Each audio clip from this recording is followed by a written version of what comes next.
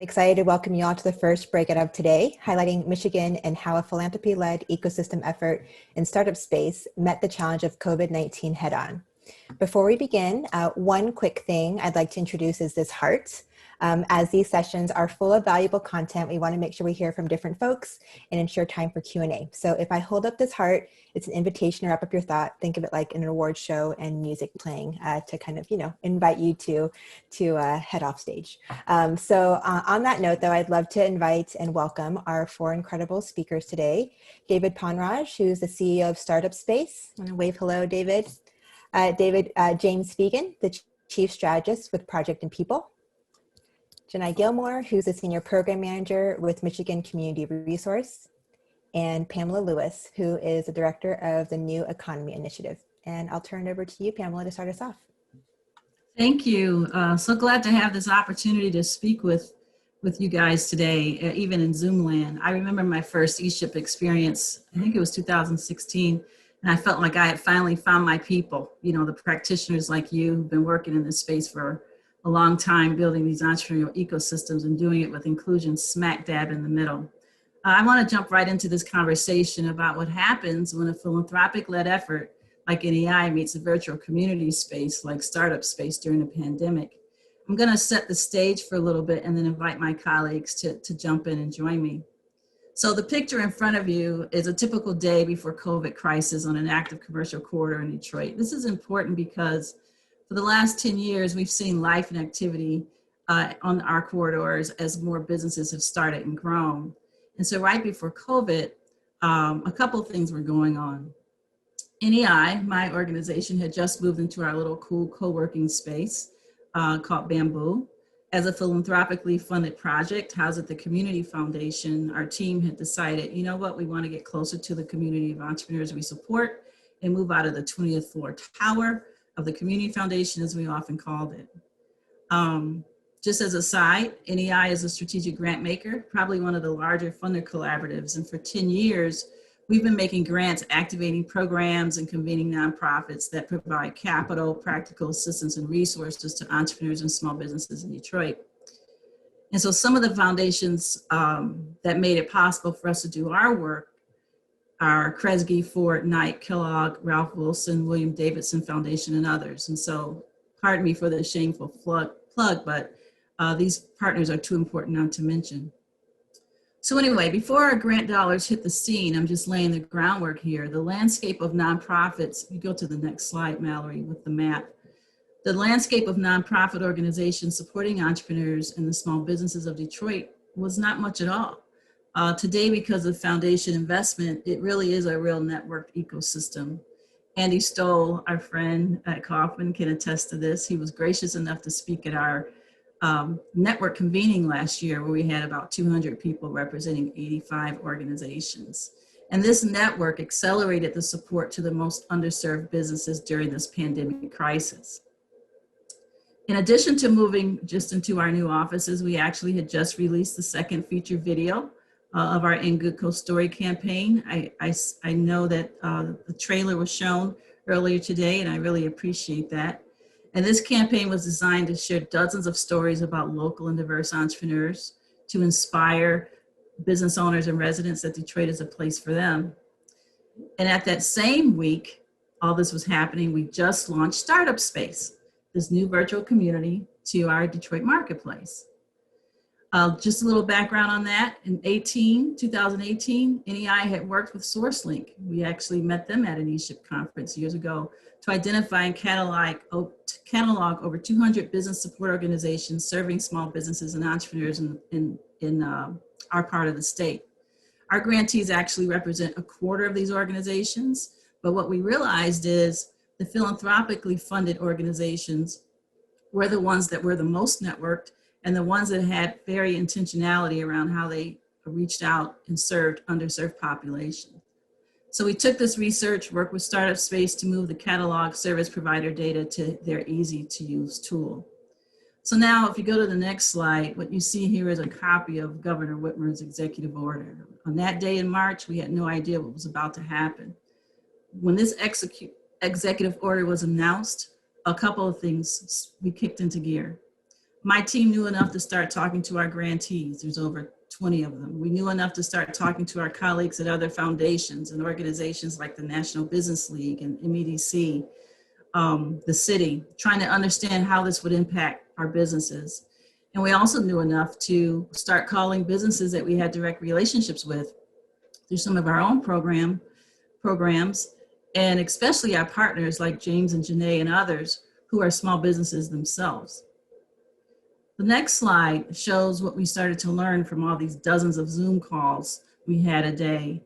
From the data we collected from those conversations, a couple things started to raise to the surface, which were indications that we would need to really propel this network into action. First, if most small businesses in the USA are under 10 employees, and most minority-owned small businesses in the United States are under 3 employees, and the CARES Act plan was focused on small businesses up to 500, then Houston, will we have a problem? I mean, these are the things we started to think about.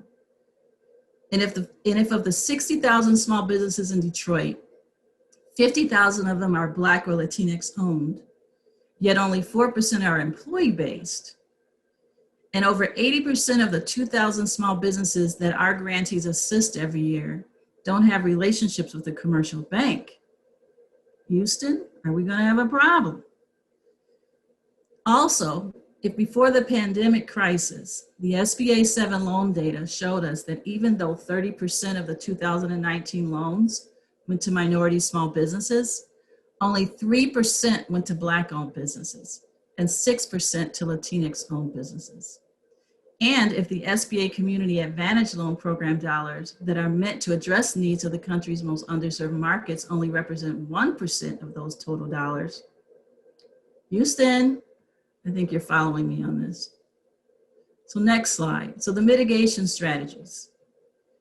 NEI and our grantees and partners activated these strategies that were based on 5 key decisions that we had to make very quickly. And I don't know if you've seen Hamilton, but every time I think of numbers, I always think about number 1. I don't know if you remember that scene from the Satisfied song. But the number 1 decision, we had to focus solely on the smaller small businesses in the more underserved communities in the region. Those between 2 and 50, with the emphasis on those led by people of color. And also not just include brick and mortar, but also service-based and home-based. Number 2, be additive and complementary to the federal dollars. So accompanying those state grant dollars with support to programs that would assist small businesses in managing that capital. So providing TA and also providing grants to non-brick and mortars. Partners like TechTown, Osborne Neighborhood Alliance, Dearborn DDA, they activated stabilization fund programs for micro businesses for under 10 employees of all kinds of sectors. And these businesses could apply and receive up to $5,000. Actually, TechTown was innovative enough to create this model, and then we replicated it across the region. Number 3, fund efforts that would assist small businesses beyond cash flow. We had loan relief grants. Instead of loan deferment, we focused on loan relief, making grants to our nonprofit CDFIs and microfinance organizations that paid up to 6 months of loan payments, touching about 300 businesses, and also rent relief programs. 4, most important decision was to position ourselves with our philanthropic funders as a streamlined way for them to move grant dollars to support small business needs. Using our grant-making infrastructure at the Community Foundation, that allowed them to add to our current grant-making budget. As a result, we were able to make about $5 million in grants to over 20 organizations in weeks. The majority of these dollars would move through these organizations to directly benefit about 2,200 small businesses in Detroit and some of the smaller cities surrounding it. Our existing funders were joined by new funders like JP Morgan Chase, Fifth Third Bank, and even private donors who had a way of contributing through the Community Foundation infrastructure. And then the last decision was to also offer inspiration and information during this challenging time. First, by pivoting our storytelling team to pick up the phone and call small business owners to offer them an outlet to share how they are doing and what they need, which according to Shannon Kaysen, who's our lead storyteller, became not only therapeutic for the business owners, but also for the team. And secondly, by pivoting the use of Startup Space, our new tool, as an early portal to provide information and awareness of resources to the smaller small businesses in the region. And my last slide, which has the 4 bullets there, I'm going to close on this. You guys know this has been an unprecedented time. I mean, as if the pandemic wasn't enough, the events of the last 4 months are increasing the light on the long-term disparities that have existed in access to resources and capital, particularly for businesses of color. This is why philanthropy has to continue supporting small business development to ensure there are equitable points of entry to information, capital, practical assistance for all business owners, especially those in these underserved communities like ours. And we also need to use our influence to encourage greater support of the smaller small businesses from the state and federal agencies.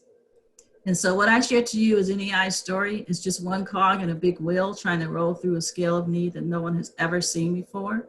There's other stories in Detroit of support for small businesses that are just as compelling. You can look into the Detroit Means Business Coalition and resource platform that the mayor started with entrepreneurs in private sector and public sector and philanthropic sector people.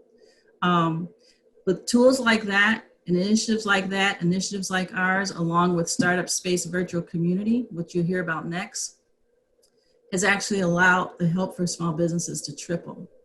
But the needs are still great. So if you take nothing else, 4 quick points, and I'll wrap up. 1, philanthropy has an important role to play, not just as a funder, but as a data capture, convener, and intermediary.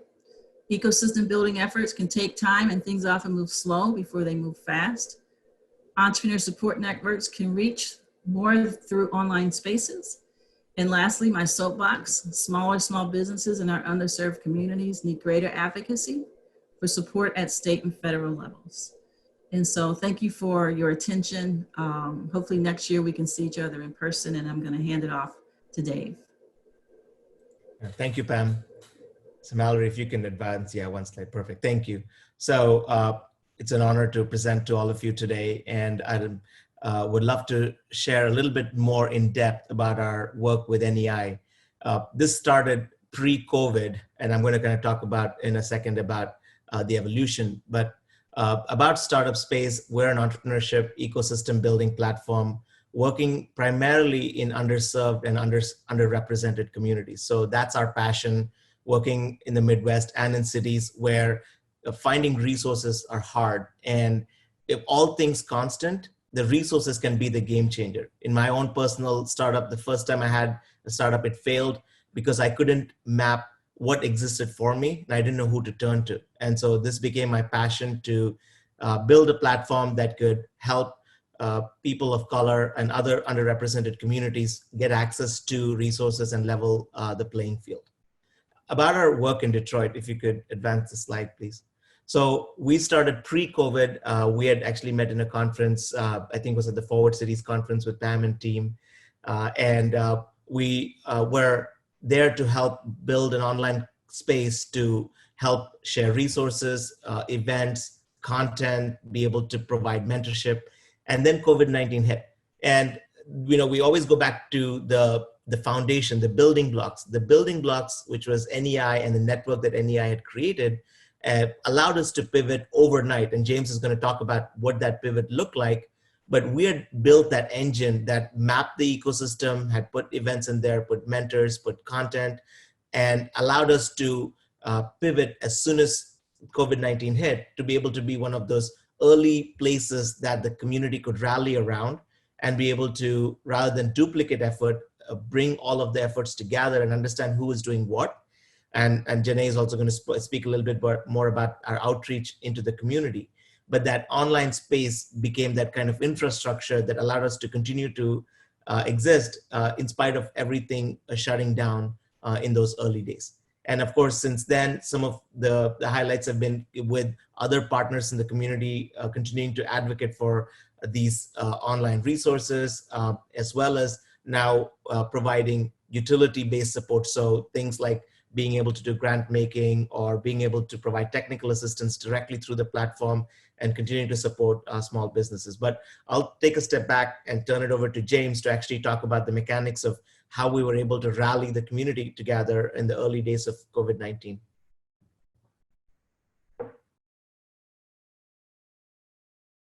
James, you have to James, you're come on off mute. mute. Yeah. Thank you, David. First, it's just surreal to see that those 6 months in one slide and now be, at this point talking about it. We're definitely not out of the woods yet, but we're not where we were in March.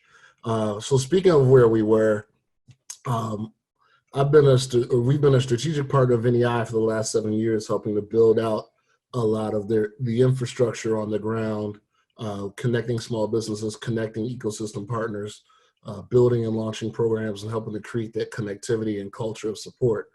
We were a part of the In Good Co Detroit team, and as Pam mentioned, we had launched the program. Things were, just getting going, and we were trying to figure out, okay, we've got this platform for inspiration and information.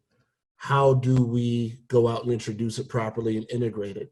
And then COVID hit, which on one hand presented this, huge challenge of who wants to hear about inspiring stories right now. People are trying to survive.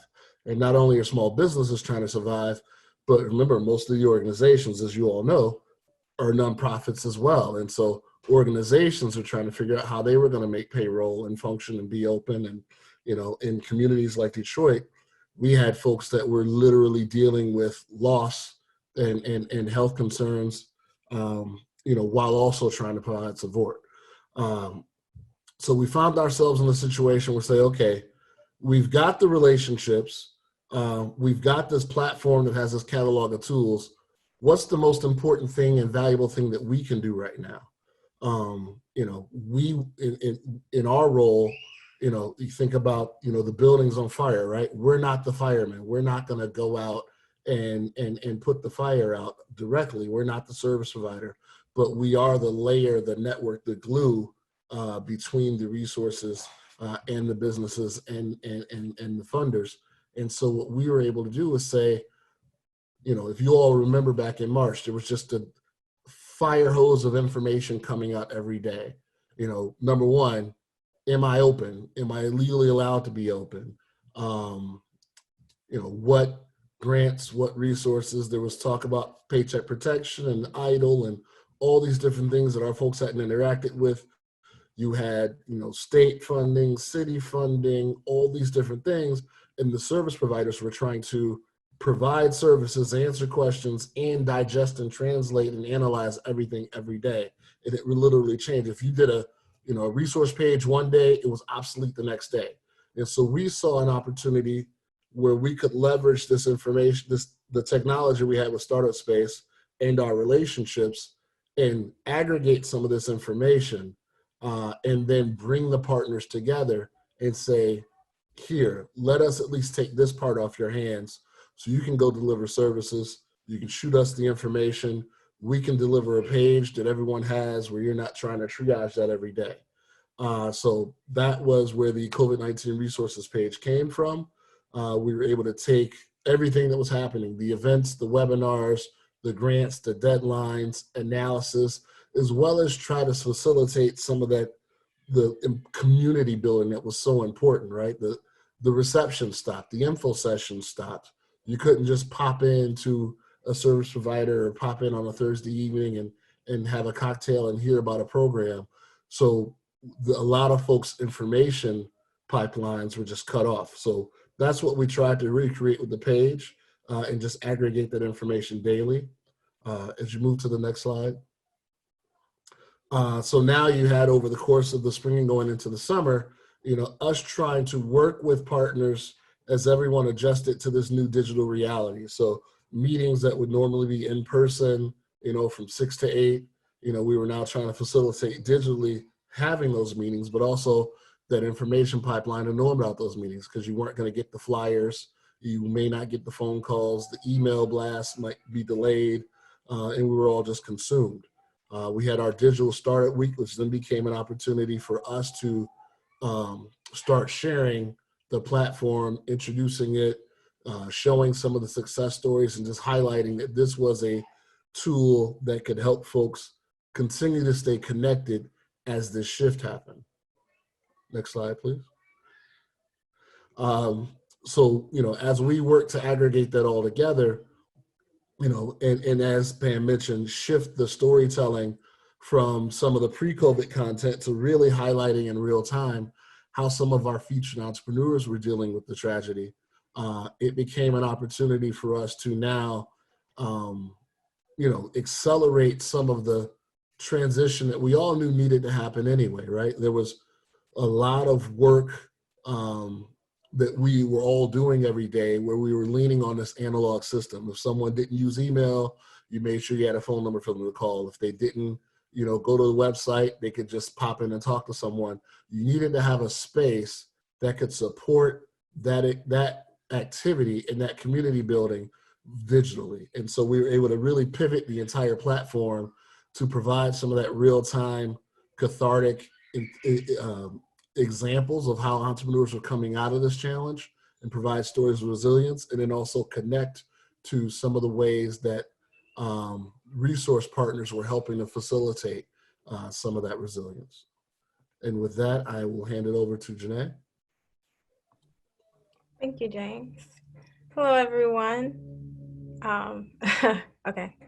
Yeah, I'm going to talk to you briefly about what it looks like, or what it looked like in practice. So I work for an organization called Michigan Community Resources.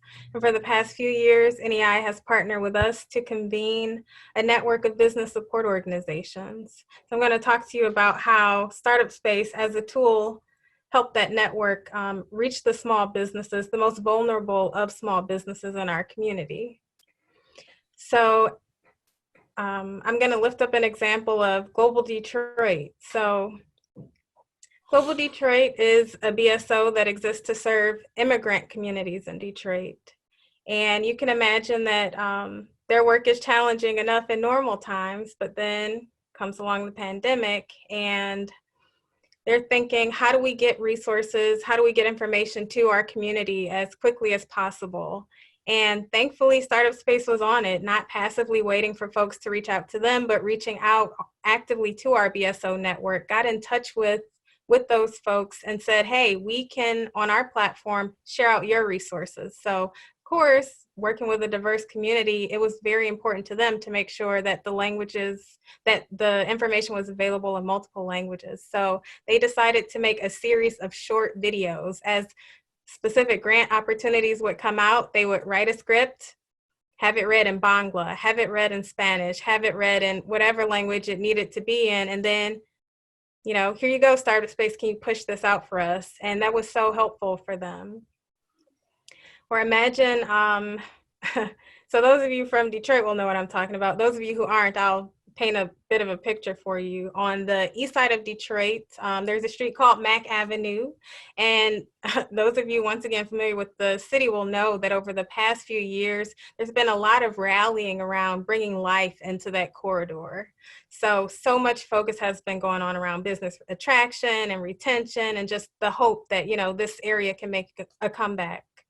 But then once again, enter the pandemic, they're building momentum. And in this moment of crisis, you now have the Mack Avenue Business Association out of a nonprofit called Eastside Community Network, wondering, how do we best support the businesses that we've worked so hard to get over here?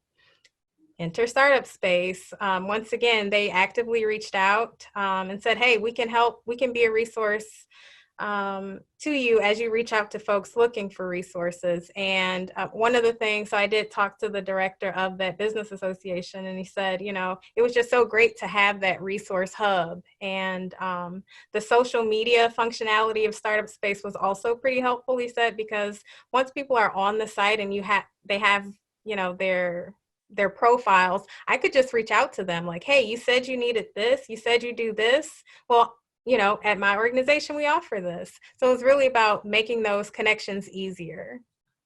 With that, I will hand it off to David.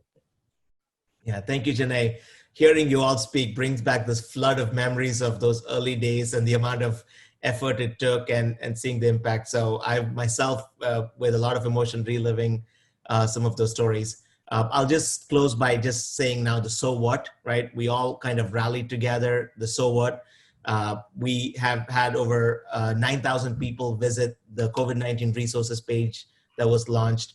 We have over 1,000 people in that online community that, it's been only like 8 short months in which this community has come together online. We have over 400 resource partners and content mapped to Detroit and Southeast Michigan. And then there's over 395 events that have been shared on the platform. And there's lots of different kinds of metrics you can look at, but at the end of the day, it's about impact and it's about helping small businesses restart. And that's kind of been our focus, working continually on the ground at the front lines, trying to understand, is language the barrier? What's the digital divide? Do we need to, come up with different ways to get this information, working directly with groups like Global Detroit? And so in the days to come, if you could advance to the next slide, in the days to come, we recognize that the work is just getting started.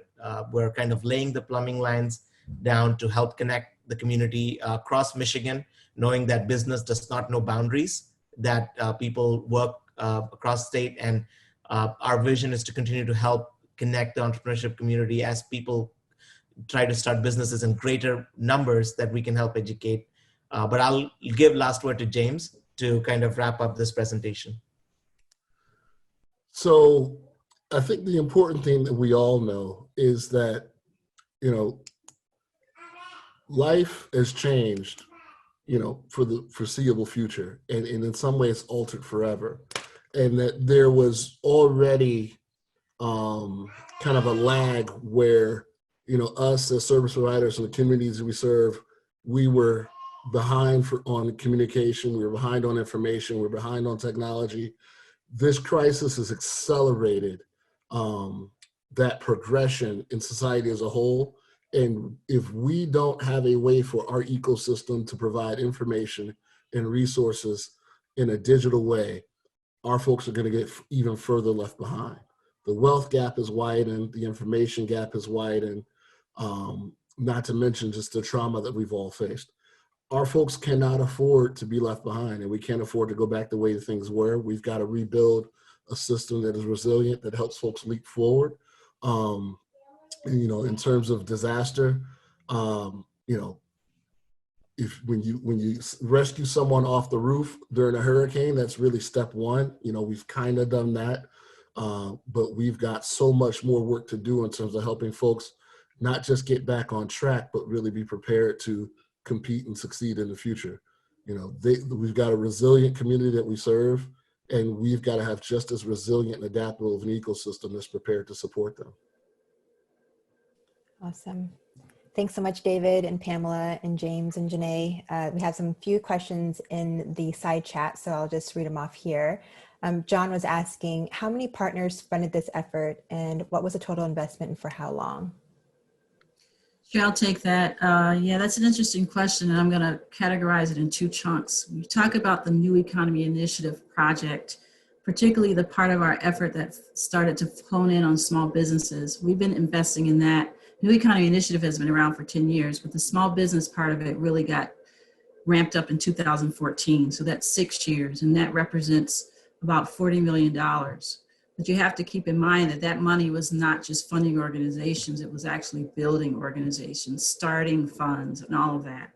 But if you boil that down to the interventions we talked about that we activated in April, that represented $5 million of new money. And that included probably our existing funders, which represents about 10 plus 3 new ones, as well as NEI is a very small team of 4. But we have a dozen Jameses, Janaes, Davids that work with us on a daily basis. Thanks, Pamela. Another question is, what are some examples of how the grant relief provided to Detroit businesses helped keep some companies afloat? Who fell through the cracks? And then was this effort successful in the end, or is it too soon to tell?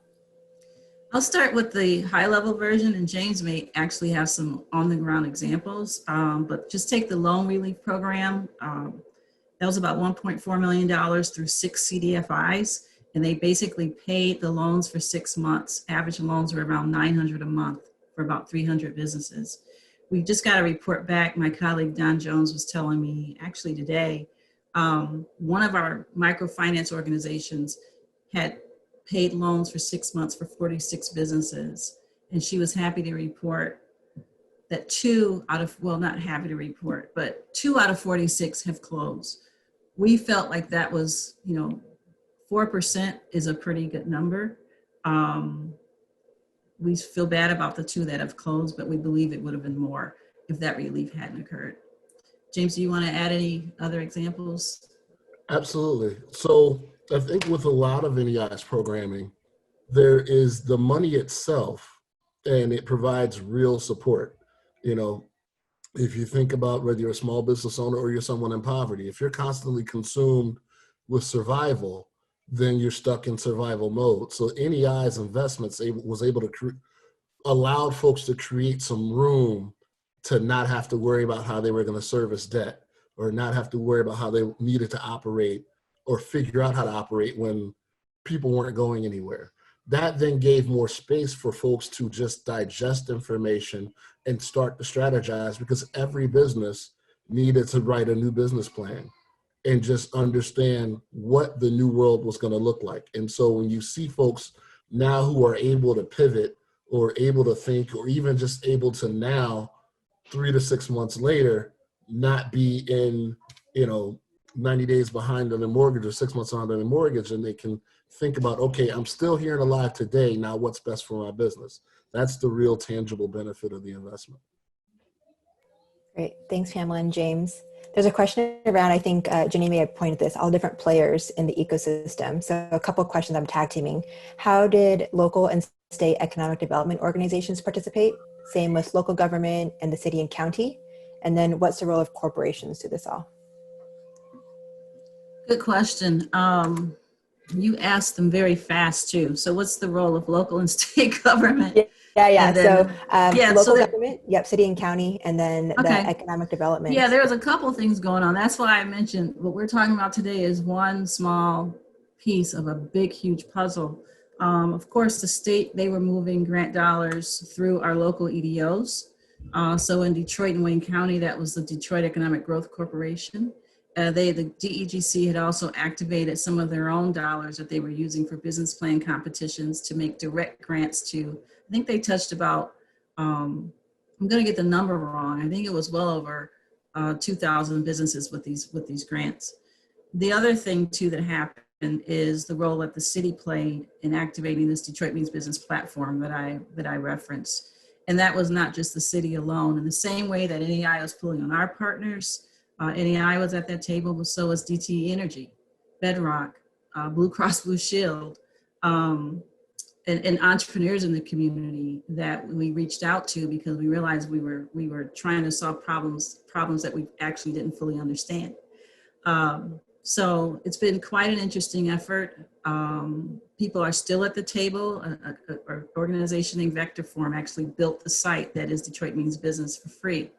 DTE offered free PPE resources. And so it's an all hands on deck situation, the same way that James described it. Well, any insights in terms of corporations and their role too? Yeah, I think the main thing, right now everybody is throwing a lot on the table in terms of help, but in the long term, I think we have the smaller small businesses have the attention of large corporations in the way that we've never had before. That coupled with what happened to George Floyd has really heightened, and a list of others, has really heightened this conversation. So this is the moment to really keep them engaged. Procurement is one of the key ways that I think they should be engaged. And I think that's something that we need to talk more about. How can you position those large corporates to source from our local businesses? And if they're too big, then who's in their supply chain? And how can they source from the local businesses? And how do we wrap the TA around that for that to happen? That's my take. I don't know if anyone else wants to chime in. No, Pam, you're absolutely right. There are folks who were always involved and always good corporate citizens, and a lot of folks that in the last 6 months, even while they were trying to figure out, their business model and their books, that came to the table in ways that they hadn't before. Whether it was checks, whether it was tech resources, whether it was just saying, hey, I've got 100 people to help prepare people for PPP loans and pivot restructuring and reimagining businesses. So there's a definitely focus and the tool actually provided a way for us to rapidly educate them as well, because a lot of folks will come in, they have no knowledge of the ecosystem, the work that's been done, who the partners are, and where they can best prepare. So having some of these resources aggregated helps folks understand what's being done and where they can best plug in. Awesome. I have two questions to follow up on both of those points. So I'll start with one from George. He asked, how have you and your supporters and partners approached issues of racial equity through the lens of small business relief over the last few months? And where does that go in the next months and years ahead? And what do we need to focus on? Oops, Pamela, I think you're on mute still. Thank you. That's a great question, George. Yeah, when I spoke earlier, this whole notion of understanding who a Detroit small business is. When you're talking about Detroit small businesses, you are talking about racial equity, because the majority of the small businesses in Detroit are minority owned. The other thing too is making sure that we could push down to really be focused on that micro business, because the majority of those businesses that are minority owned are actually under 3 employees, well under 500. And so there's always been an intentionality around our work, and driven by the team, but also driven by our funders who are supporting us to make sure that we're keeping that front and center. And the relationship that we have in our role with what we call trusted connectors in the community. Community development organizations are fantastic partners in being a concierge of sorts to smaller small businesses and neighborhoods. If we didn't have those relationships with those CEOs, we wouldn't really understand what we understand today about those small businesses. They are on the ground every day. And then also what Janae mentioned, Global Detroit, their role, or Michigan Women's Forward with a focus on women. But on the racial equity side, one of the most important things to remember is when you're dealing with small businesses in Detroit, you're dealing with a minority business, and we have to make sure we keep raising that message and that narrative up, because most people don't realize that. Thank you, Pamela. Anyone else have anything to add on that point? You know, I got exposed to some wisdom a while ago that said your recovery after a disaster will only be as equitable as your community the day before the storm hit. And, you know, Detroit, part by edict because of the makeup of our community, but also, as Pam mentioned, because of the commitment of our stakeholders, we did not start building an equitable ecosystem on in mid-March. We've had years of track record of setting a stated and demonstrated priority of investing in Black businesses and women businesses and underrepresented businesses.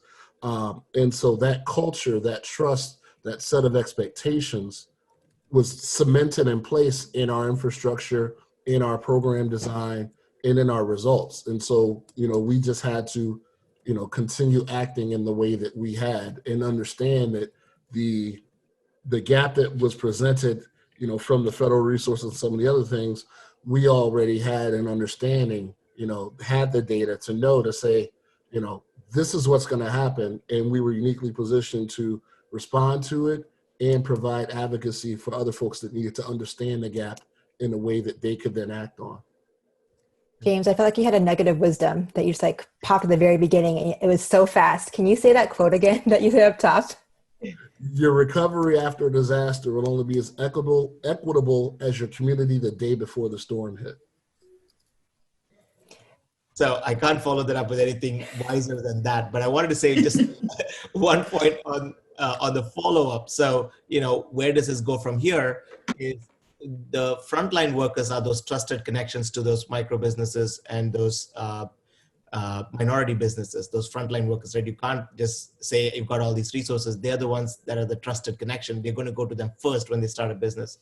And it's about equipping them with the tools and allowing them to be able to create scale out of those frontline workers. So for example, we're talking about doing a pilot with Global Detroit to understand these Bangla businesses, for example, when they start, who do they go to first? And how do we give those people the tools through these online platforms so that they can then say, okay, I need a lawyer or I need an accountant. I don't know where to look. Having that curated lawyer or accountant that's working with this frontline worker can speed up the process of starting a business or improve the success rate. So part of this work is, as we equip the frontline workers and the trusted partners with these tools, I think it helps with the business recovery. Thanks, David. I would say, James, that quote that you shared, I don't know why it really hits me, and it makes me think about another quote someone shared during the midst of everything that we were going through a few months ago. It's like, everyone's like, we're all in the same boat. And it's like, actually, no, we're all in the same storm. Some of us are in a boat, some of us are in a yacht, some of us are in a canoe, and some of us can't swim. And so just being really mindful of the environment that we're in and the lenses that we're looking at everything. So thank you for everyone's great responses. David, I have a question for you from Christine. She asks, do you find that digital resources are accessed in real time or after the fact? We're finding that often our resource videos are viewed at a much higher rate after the fact than the numbers we see in live attendance. Wondering if you're seeing the same thing. Yes, so definitely that's why we have on that COVID-19 page, we have a section for inspiration and for content that people, when they need it, can come and access it. But in terms of real-time access, so one of the things we did in like the first week that kind of accelerated the support was, how do you get everything just in time? Because what was happening was there'd be these grants that open up and then close the next day because instantly they were full, right? They're like, we'll allow 5,000 people, and instantly there were 5,000 people. And then when you went there, it was not open anymore and was really frustrating for small businesses.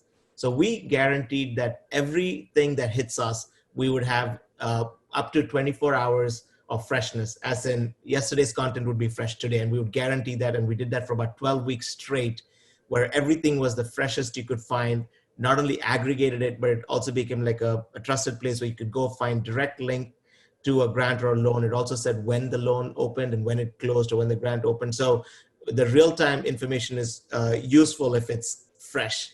And then there's other content that there were the inspirational stories from In Good Company that were produced. There was also like PPP guides and flowcharts on how to navigate the idle process. Those were the long-term resources that we built, close to 100 resources on how to navigate COVID-19. But live content, if it's not fresh, is not going to be very useful. That's especially in such a dynamic environment that COVID-19 presented us. Thanks, David. Well, big thanks to David, James, Janae, and Pamela for their insights and sharing all these stories and great wisdom. Remember that you can continue these conversations in the chat on the page, and enjoy a 15-minute break and then come back at 2 o'clock for the next round of breakouts. And thanks everyone for joining.